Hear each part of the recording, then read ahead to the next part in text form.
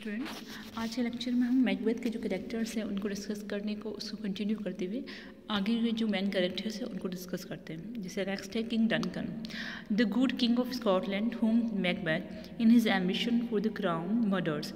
मतलब स्कॉटलैंड के किंग थे जो कि बहुत ही अच्छे थे, नेचरवाइज या फिर उनका जो रूल करते थे वो बहुत ही वर्चुअस था। और उनकी मैकबेथ के द्वारा मृत्यु हुई, मतलब उनकी हत्या कर दी जाती है क्योंकि मैकबेथ बहुत ज़्यादा एम्बिशियस हो गया था वहाँ का राजा बनने के लिए।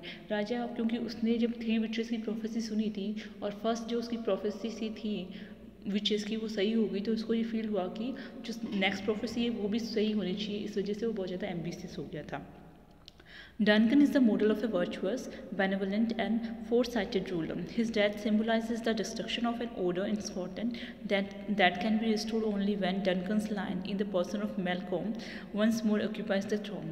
और डनकन बहुत ही वर्चुअस इंसान थे और फोरसाइटेड मतलब उसकी दूरदृष्टि थी। एज ए रूलर वो दूरदृष्टि थी उसके पास कि वो देख सकता था कि आने वाले समय में क्या हो सकता है या इसके क्या कंसेंसस हो सकते हैं।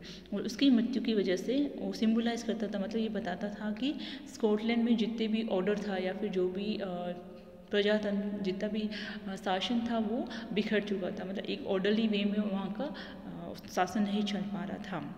और वो रिस्टोर तभी रिस्टोर मतलब वापस जो शासन है या फिर जो जितनी भी अच्छी सुव्यवस्था थी वो वापस स्थापित हो सकती थी जब उसका ही कोई वंश जैसे कि मैल्कॉम वो वापस थ्रोन पे बैठे तब वो वापस स्कॉटलैंड की जो जितनी भी व्यवस्था है वापस सुशासन में बदल सकती है। नेक्स्ट है Macduff, Scottish nobleman hostile to Macbeth kinship from the start. Macduff जो होता है वो मैकबेथ का किनशिप होता है, मतलब उसके साथ में काम करने वाला होता है।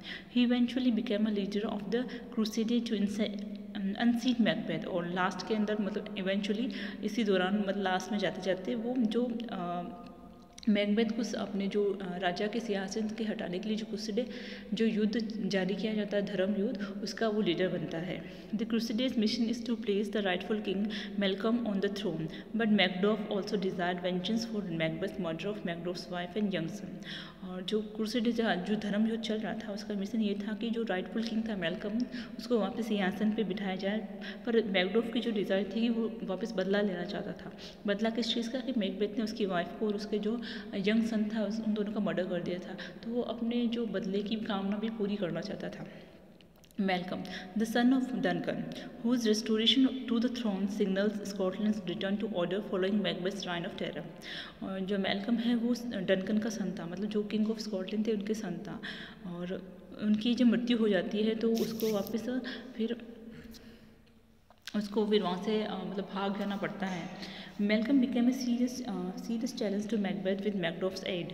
और मैल्कम जो है कि मैकबेथ के जो रूल था या थ्रोन था उसके लिए बहुत ज़्यादा चैलेंजिंग हो गया था क्योंकि उसके साथ में मैकडॉफ मिल गया था और साथ में इंग्लैंड का सपोर्ट भी आ गया था। Prior to this he appear weak and uncertain of his own power and when he and Donalbain flee Scotland after their father's murder. Next है इसके बाद में जो कुछ छोटे करेक्टर्स और भी है जैसे कि हेकेटे है, फ्लेंस है, लेनॉक्स है, रोज है, पोर्टर है, लेडी मैकडॉफ है। ये कुछ और करेक्टर्स है जो माइनर करेक्टर्स जिनको डिटेल डिस्कस करने की हमें ज़रूरत महसूस नहीं होती है।